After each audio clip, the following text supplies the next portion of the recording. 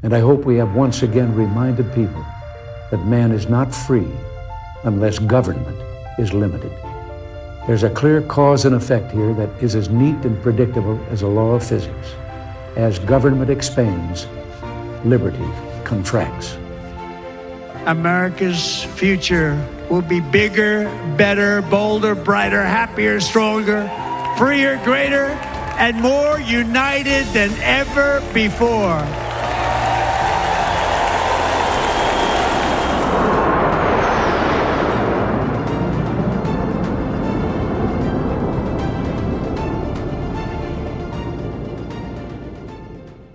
The Liberty Podcast is brought to you by Proven Arms and Outfitters, specializing in rifles, pistols, tactical gear, and more. Learn more at ProvenOutfitters.com. Welcome back to the Liberty Podcast. It is October 24, 2024. Thanks for finding us again. We have moved from our regular undisclosed location to a temporary undisclosed location beneath the pines, and we're happy that you've tracked me down once again. We've got a lot to talk about today in our weekly Liberty Podcast production. So let's get to it, shall we? By the time you see this, we will have 11 days remaining until Election Day, November 5, and that will leave us with 9 early voting days remaining by the time you see my shining face. Early voting is going on now in 2 locations in Moore County, at the County Agriculture Center in Carthage and at the Lake Aberdeen Recreation Center in Aberdeen off of Highway 1 next to a big, beautiful, sparkling lake. You won't want to jump in the lake because I'm about to give you some incredible data for you to ponder and contemplate. I am told by my voting data guru that for the first time in North Carolina history, more Republicans have voted early than Democrats. As of day 7, which was the 23rd of October, 683,000 plus Democrats have gotten out to vote early, as they often do. But guess what? 686,628 Republicans have voted early in the opening 7 days, exceeding the Democrats by more than 3,000 ballots. Unprecedented. Republicans are heeding the call. This is the year to vote early, bank your vote, and then get to work finding everyone in your sphere of influence, senior citizens, teenagers, and everybody in between at your workplace, at your house of worship, where you volunteer, on the golf course, wherever it may be. Get them registered, which they can do at early voting in person, and then get them in there to cast a ballot. There's never been a more important time to participate and take advantage of this privilege that we have as Americans to vote. By the way, in keeping with this very robust early voting, I should also add that 628,000 unaffiliateds have voted early. Even if 50% of those are voting Republican, and it tends to be more historically, then that would be another 300,000 plus early votes for Republican candidates up and down the ballot. And remember, when you go to vote, flip it over and finish your ballot. Every election, every race counts. Yes, it does. Now, you know how the left mocks us for being concerned about election integrity. They say that all of our concerns in 2020 were unfounded, that there's no evidence that there was any hanky-panky, despite the wild shifts in voter totals from the time that we went to bed on Election Day 2020 and when we arose to find that suddenly Joe Biden was winning in all of these battleground states.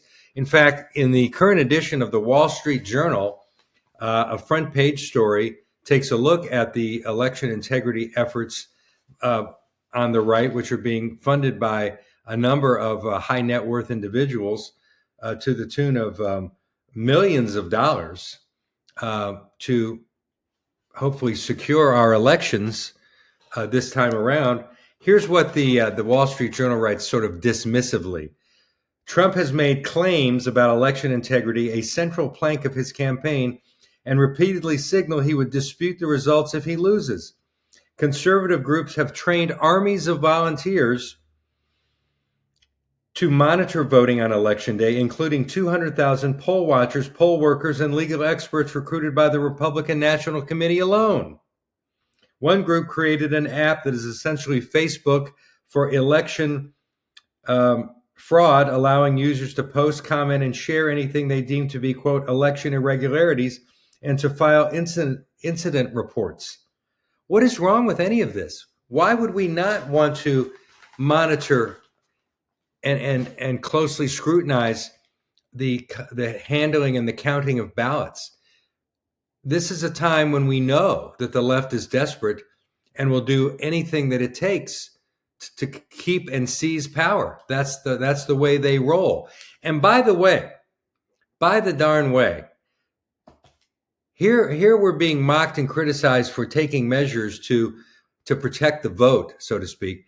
What in September did the leftist Department of Defense do without telling anybody? Get a load of this. You can't make this stuff up. And we have the great Robert F. Kennedy Jr. to thank for keeping us in the loop on this development, which is very important. Get this. He posted this on your X, formerly known as Twitter. He writes, Kamala Harris's Department of Defense has legalized its ability to murder American citizens on American soil right before the presidential election. Democrats are becoming extremely dangerous.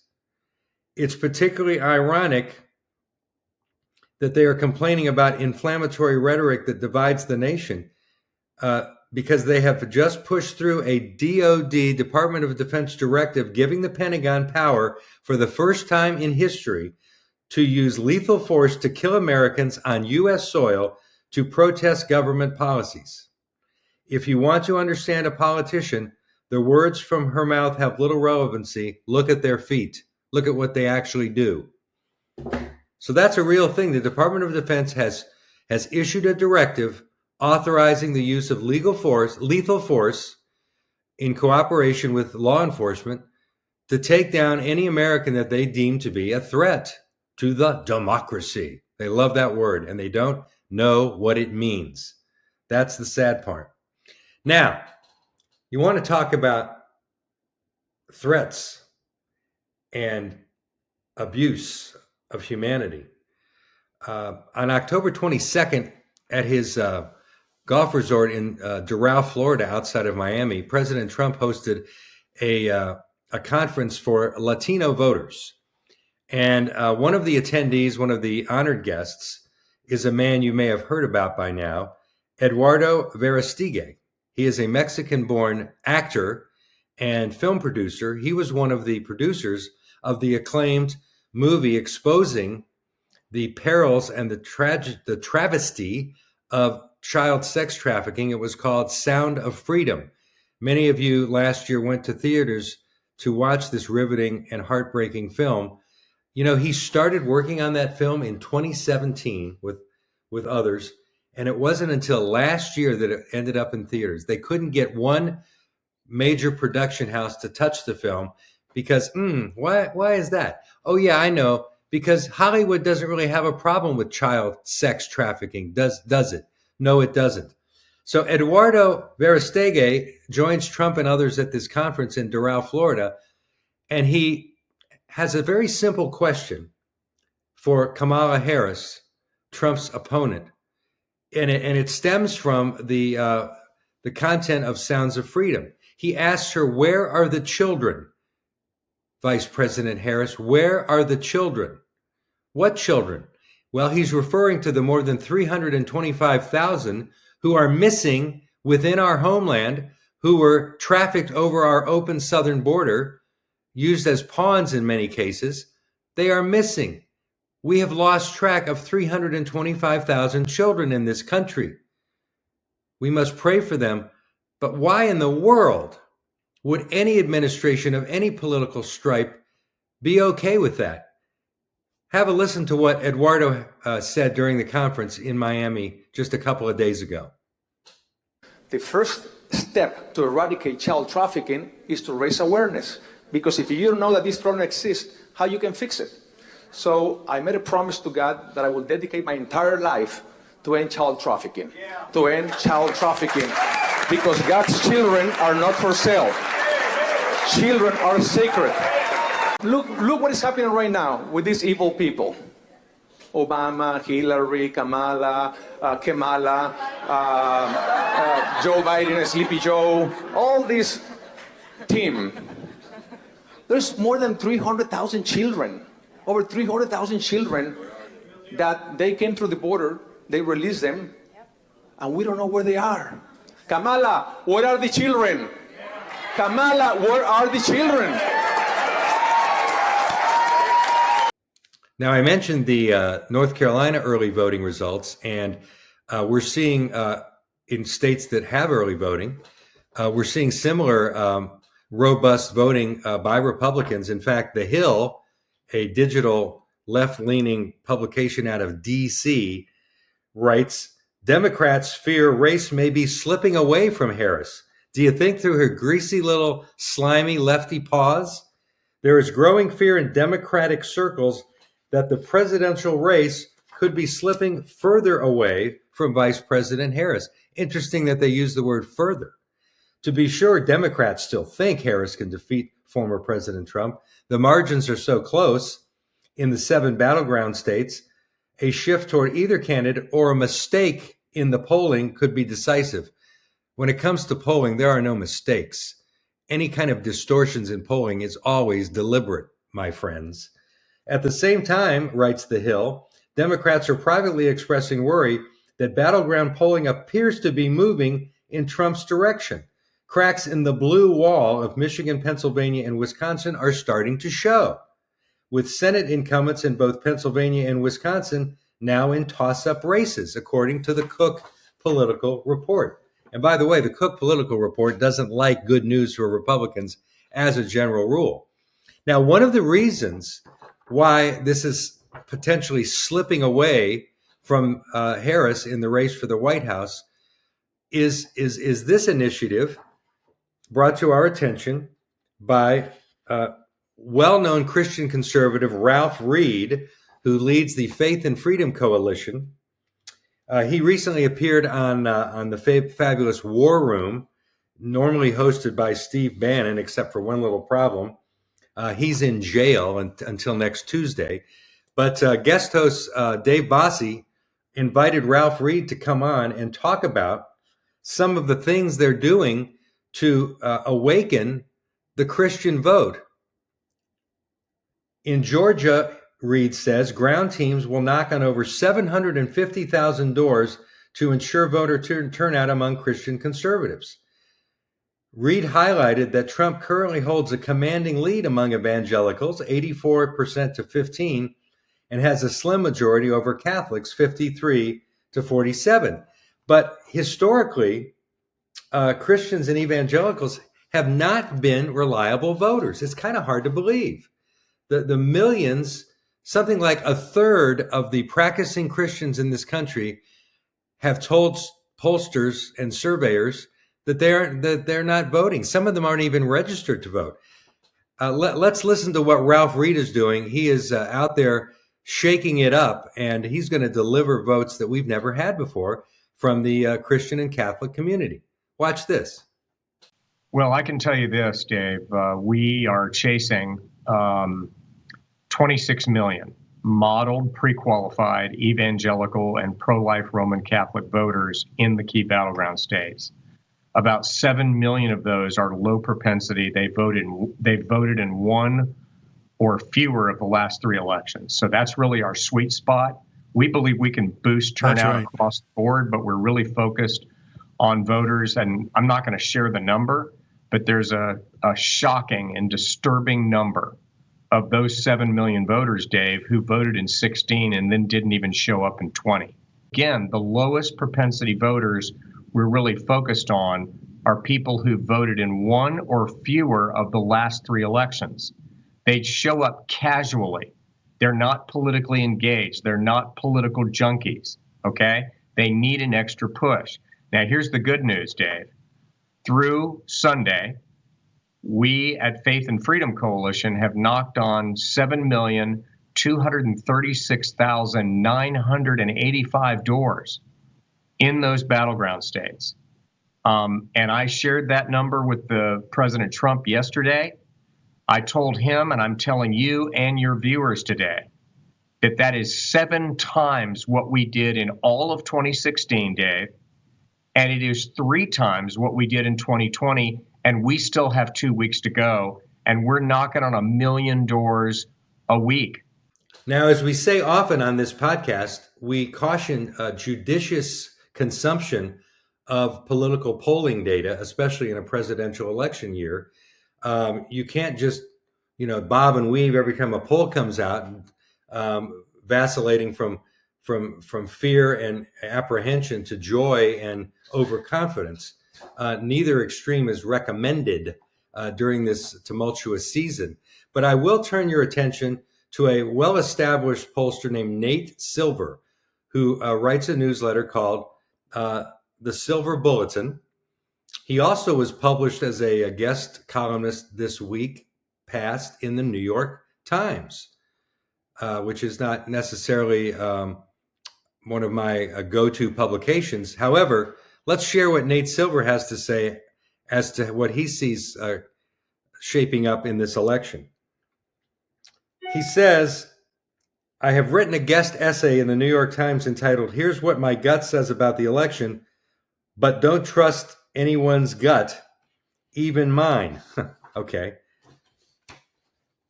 Most of the column is about how Kamala Harris could beat her polls. That sounds like something maybe you should hide the children from. Donald Trump could beat his polls again too, writes Silver. One thing that might be counterintuitive is that even a normal-sized polling error, there they go again, error, and polls are typically off by around 3% in one direction or the other, a normal-sized polling error could lead to one candidate sweeping all 7 key battleground states. And here's the nut paragraph. In our simulations, meaning Nate Silver's operation, in our simulations, which account for the possibility of a correlated polling error, the most common outcome was Trump winning all 7 swing states. This happened 24% of the time. The next most common was a Harris sweep of all 7, which occurred in 15% of his simulations. So, I like that 9-point gap between Trump and Harris in his simulations. But here's what he goes on to say. The shy voter, the Trump shy voter, in other words, the people who will not acknowledge that they plan to vote for Trump, seems to be a diminishing data point. Silver writes, if anything, there's less stigma to voting for Trump than ever. Instead, the likely problem is what pollsters call non-response bias. It's not that Trump voters are lying to pollsters. It's that in 2016 and 2020, pollsters weren't reaching enough of them. If polling firms, but he goes on to say that pollsters are very aware of that and have begun changing their methods in response. Well, it's about time. If polling firms were still applying the same techniques they did in 2016 and 2020, he writes, we'd probably be seeing a Harris lead in the Electoral College right now. Instead, we have a toss-up, more or less. So this is some pretty good insight from our man, Nate Silver. Then he goes on to say that for what it's worth, he mentioned, if you don't know what to make of the data, trust your gut. He says, for what it's worth, my gut says Trump. It's hard for it not to when I'm vacuuming up so much media every day, and the media vibes have been Trump lately. Okay, now what about the media vibes? He says this is a tricky one because it's not a case where the vibes say Trump and the data says Harris. Rather, the vibes say Trump and the data says we just don't know. So remember when you might recall that when Harris was ascended to the throne as the candidate without any delegates voting for her, and Joe Biden was unceremoniously kicked to the curb. You might recall that the initial days of the Harris Walls campaign were presented as a campaign of joy, the politics of joy, and that the vibe from the Democrat convention was turning voters toward Harris, even after 3.5 years of people talking about what an idiot she is. Well, guess what? The vibe is moving toward the Trump campaign, according to a very astute observer of the political landscape, Nate Silver. Now, you've heard of the October surprise.